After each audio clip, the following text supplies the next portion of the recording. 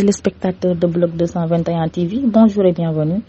C'est l'heure de la revue de l'actualité. Le député Guy Marius Sagna a dénoncé vigoureusement ce qui s'est passé à l'Assemblée nationale concernant l'affaire de Soukayrou Kor cadeau durant le mois de Ramadan. Il révèle sur sa page Facebook que l'Assemblée nationale du Sénégal lui a proposé de prendre 100 000 francs CFA de Soukayrou Kor. Le combattant de l'injustice n'approuve pas ces pratiques et refuse catégoriquement de prendre cet argent. Il trouve que celui-ci distribué par l'Assemblée nationale procède d'une logique d'accaparement, de partage, de détournement, de parasitisme, de vampirisme des ressources. Selon lui, beaucoup de travailleurs souffrent et ont des arriérés de salaire, souhaitant en revanche une nouvelle majorité à l'Assemblée nationale du Sénégal pour une 15e législature de rupture et de transformation. Le président Macky Sall avait bel et bien abrogé le décret portant dissolution du parti PASTEF. Il l'a matérialisé dans un décret datant du 27 mars dernier. Avant de quitter le pouvoir, l'ancien chef de l'État sénégalais a bien abrogé le décret de dissolution du parti PASTEF les Patriotes. Dans le décret de présentation, le ministre de l'Intérieur d'alors, Makhtar Cissé, a expliqué que dans un souci d'apaisement du climat politique et social et de renforcement de la cohésion nationale, les faits initialement reprochés au parti PASTEF entrant dans le champ des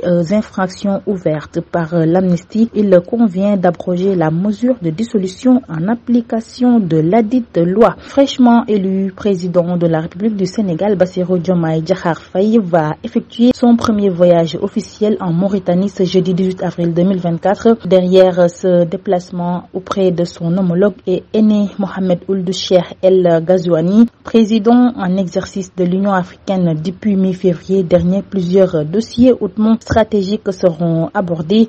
Ce premier voyage du nouvel homme fort de Dakar, au-delà de la charge symbolique, sera déterminant pour les nouvelles autorités à cerner davantage les enjeux immédiats. À noter que Nouakchott constitue une étape stratégique dans l'agenda diplomatique du nouveau président pour la consolidation de la coopération bilatérale entre les deux pays. Sur l'international, une journée d'appel à contribution pour la crise humanitaire en Éthiopie a été organisée mardi à Genève. Cet événement est à l'initiative du gouvernement éthiopien et de la Grande-Bretagne, soutenu par les Nations Unies. L'objectif est de récolter plus de 3 milliards de dollars pour le plan de réponse humanitaire de l'année 2024. Selon l'ONU, plus de 21 millions d'Éthiopiens auront besoin d'aide cette année. En outre, dans un communiqué d'Amnesty International, a dénoncé la semaine dernière la responsabilité des autorités éthiopiennes dans des massacres de masse, des exactions perpétrées avec d'autant plus d'impunité qu'elles échappent à toute vigilance internationale. La Commission internationale d'experts des droits humains pour l'Éthiopie a mis un terme à sa mission en octobre dernier, aucun pays membre de l'ONU n'ayant demandé son renouvellement. Environ 20 000 personnes manifestaient mercredi soir en Géorgie contre le vote en première lecture d'une loi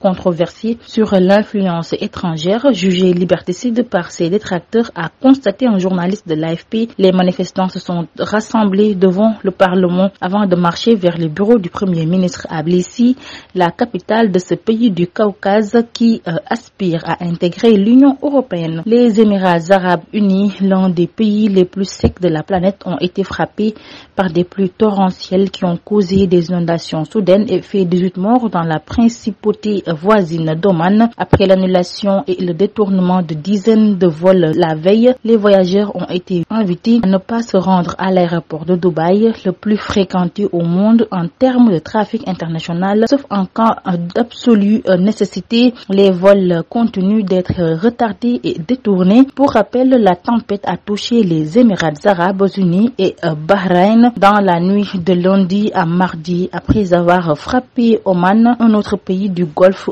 où 18 personnes, dont plusieurs enfants, ont été tués. En sport, comme nous vous l'avons annoncé, l'international sénégalais Idrissa Gueye s'est gravement blessé dimanche dernier lors du match de la 20e journée de Ligue 1 opposant la Linguère à son équipe Génération Foot au stade de Mawade Wade de Saint-Louis, une blessure qui continue de faire couler beaucoup d'encre puisque l'état de la pelouse du stade est complètement débridé. Si son entraîneur a indexé les autorités footballistiques, Omar Seck, conseiller municipal à la mairie de Saint-Louis, impute la faute à Mansour Faye. Dans une lettre publiée sur les réseaux sociaux, l'élu insinue que l'état déplorable de la pelouse a causé la fracture de la jambe du jeune attaquant. On connaît désormais les derniers qualifiés pour les demi-finales de la Ligue européenne des champions. Il s'agit du Bayern de Munich, tombeur d'Arsenal 1-0 et du Real Madrid qui s'est difficilement défait de Manchester City au terme de la séance des tirs au but 4-3. C'était tout, mesdames et messieurs.